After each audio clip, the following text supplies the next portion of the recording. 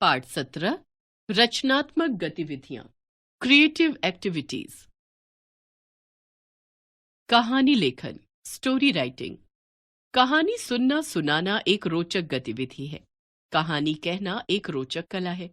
यह भले ही पुरानी हो, यदि सुनाने वाला इसको रोचकता से क्रमबद्ध करके भावपूर्ण तथा निरंतरता से सुनाता है तो बहुत आनंद आता है। कहानियां कई प्रकार की होती हैं, चित्रों पर आधारित, संकेतों पर आधारित आदि। कहानी लिखते समय निम्नलिखित बातों का ध्यान रखना चाहिए। चित्रों को ध्यान से समझें, घटनाएं क्रमबद्ध हों, पात्र निर्धारित कर लें, कहानी की घटनाओं में रोचकता अवश्य हो, कहानी के वाक्य छोटे छोटे लिखें, अंत में कहानी से मिलने वाली शिक्षा भी दें। चित्रों पर आधारित कहानी। लोमड़ी की पूंछ। एक दिन एक लोमड़ी जंगल में घूम रही थी। वह इधर उधर उछल रही थी। अचानक उसकी पूंछ पेड़ की दो शाखाओं के बीच में फंस गई। उसने उसे निकालने की कोशिश की पर वह नहीं निकली।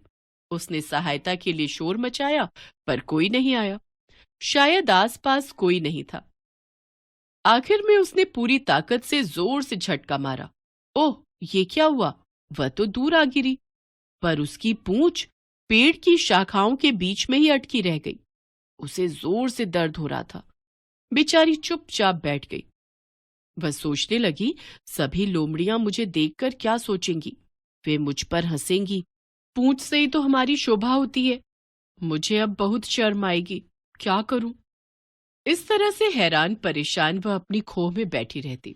वह दिन में बाहर न निकलती, रात को बाहर आती ताकि कोई देख न पाए।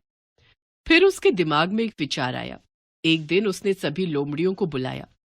उसे मालूम था कि जैसे ही वे उसे देखेंगी हंसेंगी। सबके आने पर उसने गर्व से मुस्कुराकर कहा, आओ, सबका स्वागत है। मैं आज तुमको अपनी एक महत्वपूर्ण खोज के बारे में बताना चाहती हूँ। सब उसे हैरानी से देखने लगी। फिर उसने जोर से घोषणा की, बहुत सालों से मैं अपनी पूंछ से परेशान थी। कभी मिट्टी में गंदी हो जाती, कभी बारिश में गीली हो जाती। जब मैं शिकार करती तब भी कभी कभी बाधा डालती। सोने में भी कभी कभी तकलीफ देती थी। कभी दब जाती थी तो कभी चुभती थी। मुझे लगा इससे मुक्ति मिलनी चाहिए और मैंने इसे कटवा दिया। अब मैं बड़ी खुश हूं। तुम सब भी इससे मुक्ति पाकर खुश हो सकती हो। एक बूढ़ी लोमड़ी समझदार थी। वह बोली, यदि मैं भी तुम्हारी तरह अपनी पूंछ खो देती तो शायद यही ठीक समझती, पर जब तक ऐसा कुछ नहीं होता मैं अपनी पूंछ से खुश हूं। मुझे लगता है तुम लोगों को भी अपनी पूंछों से कोई तकलीफ नहीं होगी। बात ठीक थी। सब लोमड़ियां अपनी पूंछ को गर्व से लहराती हुई उठी और आगे चल दी। सबकी समझ में आ गया था कि किसी की ऐसी सलाह नहीं माननी चाहिए जो ऊंचा उठाने की बजाय नीचे गिराए। शिक्षा, किसी के बहकावे में नहीं आना चाहिए, बल्कि अपनी बुद्धि से काम लेना चाहिए। संकेत तथा शिक्षा पर आधारित कहानी। बकरी और मेमना का पानी पीने नदी की ओर जाना। बकरी का समझाना, धैर्य से सब कुछ संभव। भेड़िए का आना, दोनों को खाने की बात करना। मेमने की तरकीब, भेड़िए का मुंह गंदा। धोने की सलाह, भेड़िया मुंह धोने को झुका। दोनों ने मिलकर धक्का दिया। दोनों में आत्मविश्वास।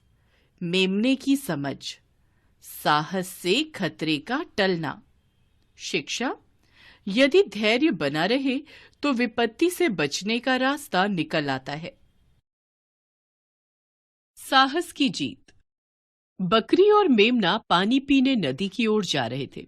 बकरी ने रास्ते में मेमने को समझाया कि मुसीबत के समय धैर्य रखकर मुसीबत से निकलने का रास्ता निकाला जा सकता है। धैर्य रखने से सब कुछ संभव है। वे दोनों नदी पर पहुंचे।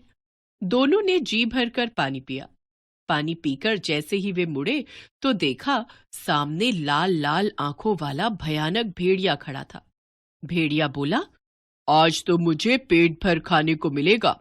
पहले मैं तुम दोनों को खाऊंगा, फिर पानी पी लूंगा। मेमने को एक तरकीब सूझी। वह बोला, भेड़िया मामा, छी, तुम्हारा मुंह कितना गंदा है। ऐसे गंदे मुंह से यदि तुम हमें खाओगे तो गंदगी भी तुम्हारे पेट में चली जाएगी। इसलिए पहले अपना मुंह धो लो। उसकी बात मानकर भेड़िया मुंह धोने के लिए झुका। वहां किनारे की जमीन दलदली थी।